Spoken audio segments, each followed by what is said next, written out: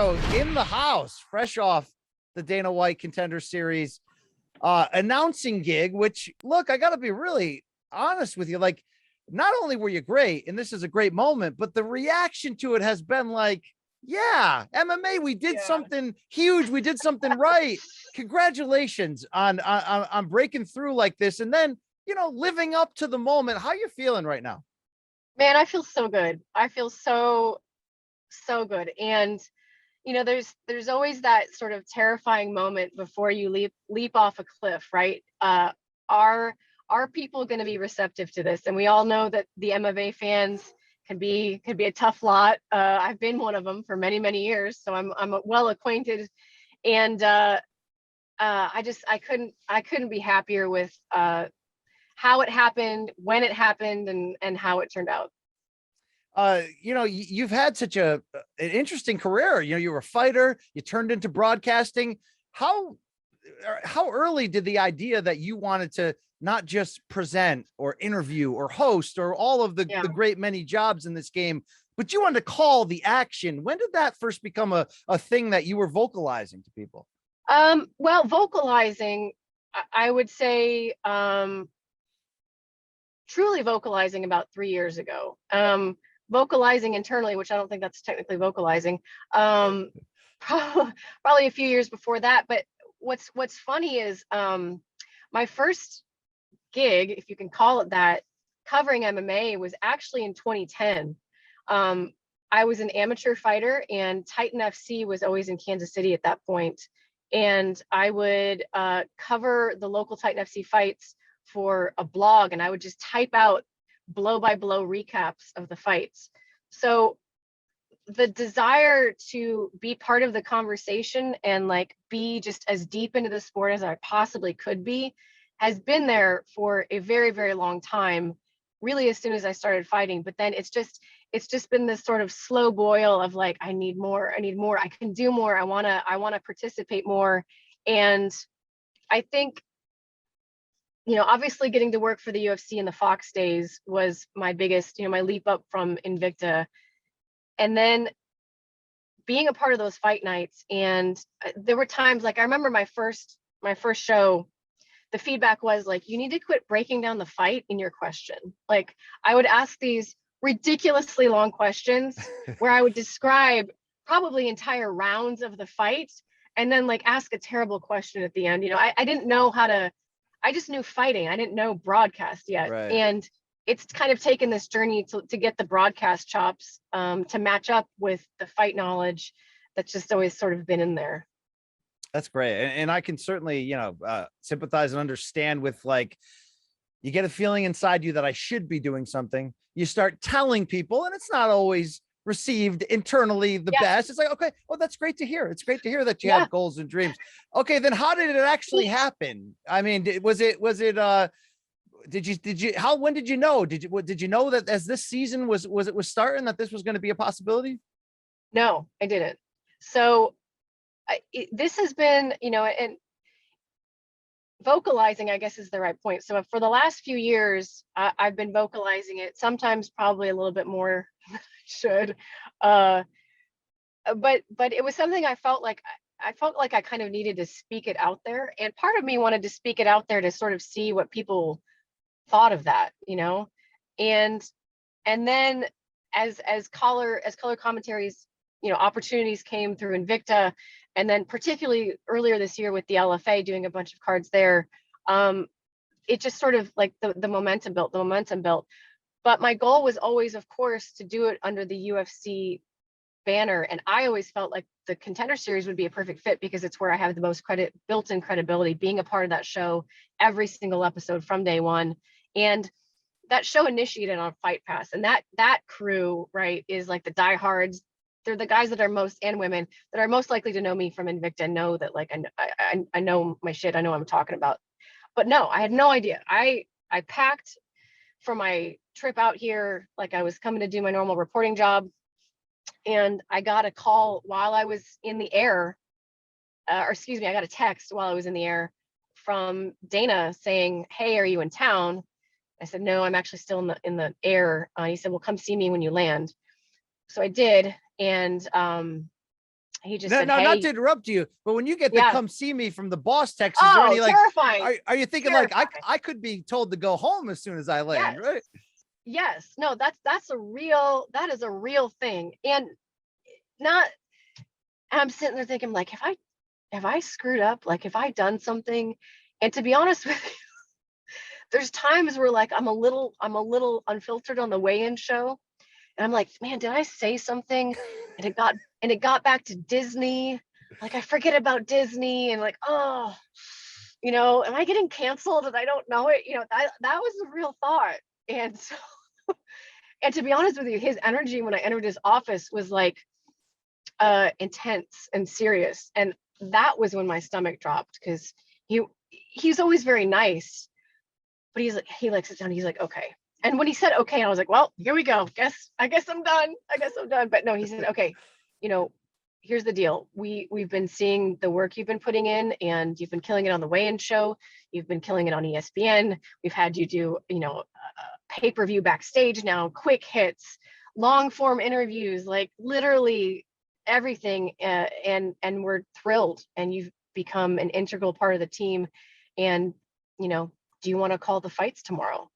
And before I respond, I immediately said yes. He said, now before you say yes, we could push it off a week because I know we're kind of springing this on you. And if you want to wait till next week, but I said, no, we're going now. Let's do it.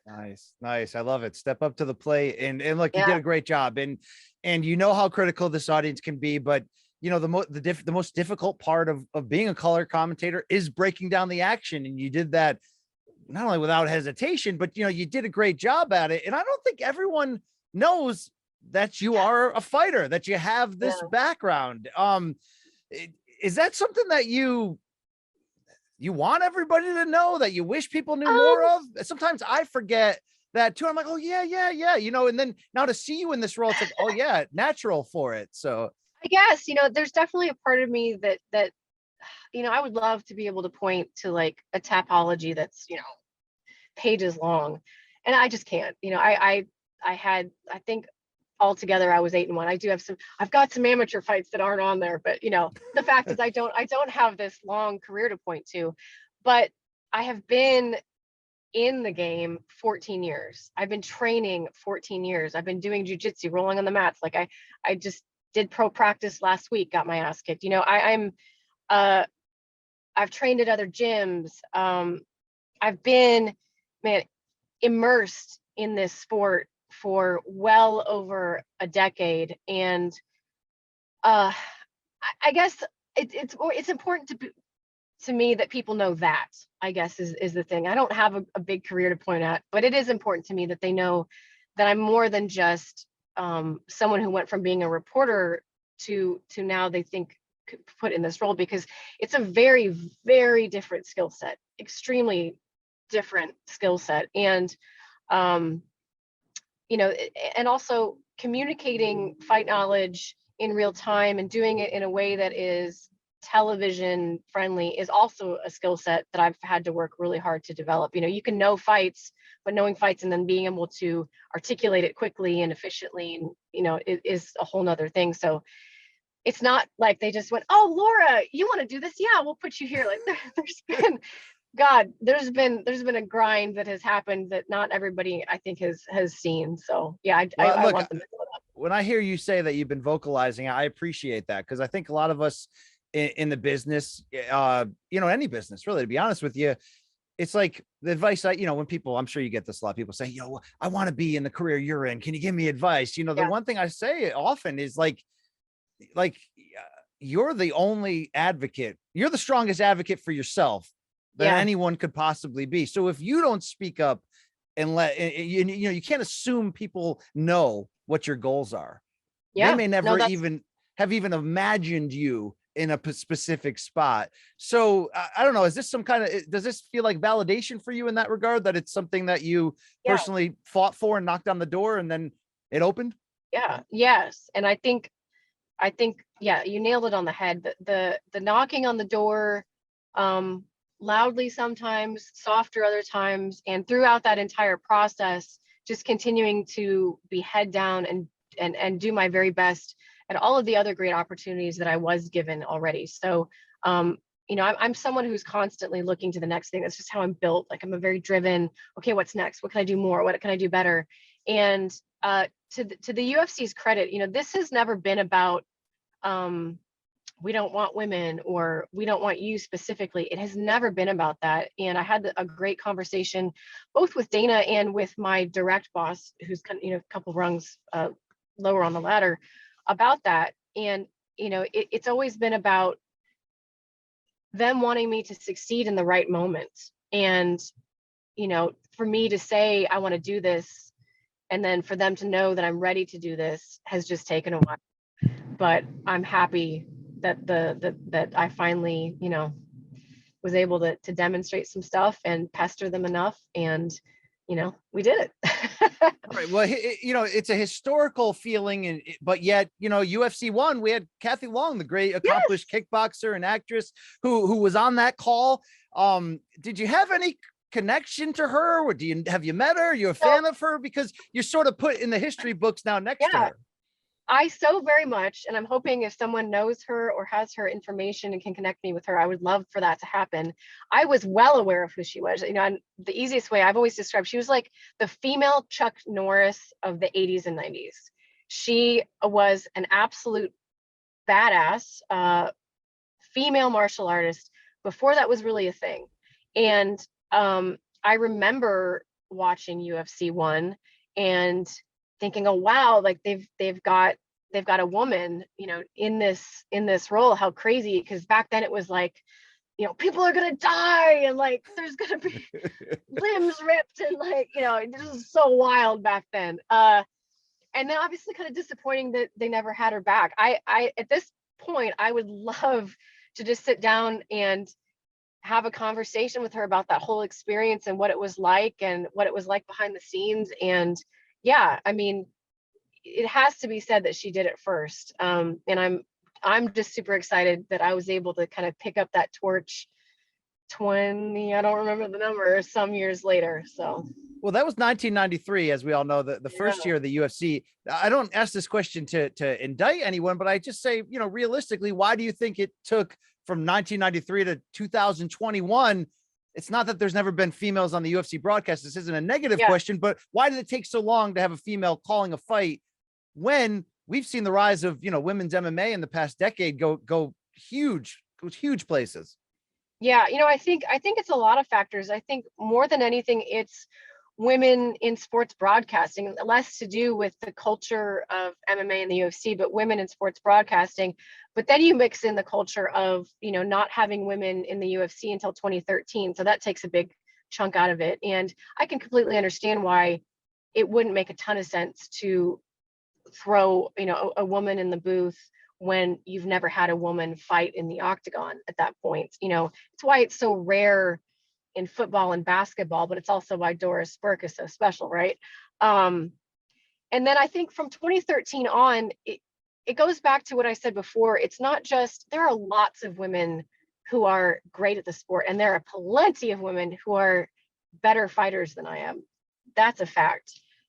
It takes an inordinate amount of work and a rare combination of really understanding the sport, having physically done it. Like, it's hard to describe, which is why I think Luke is so smart, by the way. Like, Luke has always blown me away. I don't know how much jujitsu he's trained or how much striking he's done, but he has always inspired me in, and you as well, truly, and not to my knowledge ever having fought, but like his ability to just look at something and understand it is incredible. But typically, you know, it's hard to describe what to do to get out of an omoplata if you've never put someone in an omoplata or gotten out of an omoplata yourself.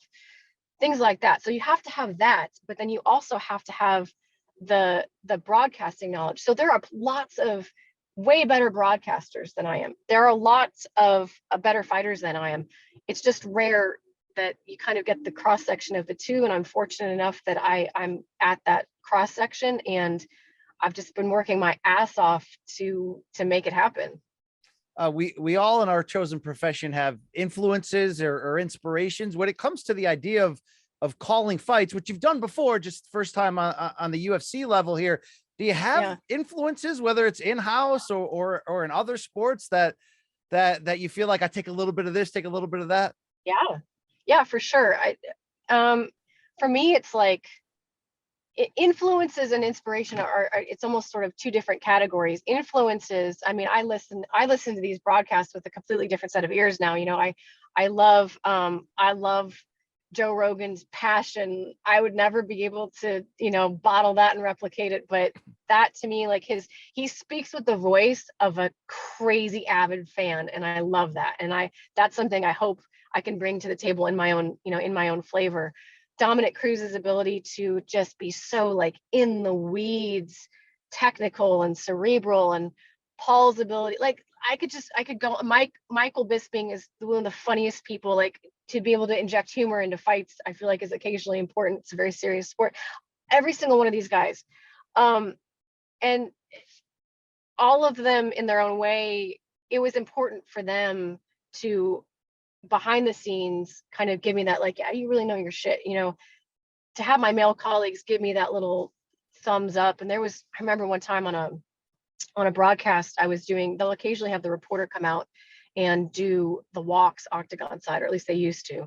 And I was sitting next to Dominic, and he and I'd had this conversation before, and like just talked shop, and he knew that I knew my stuff. And you know, Dominic, he likes to challenge people.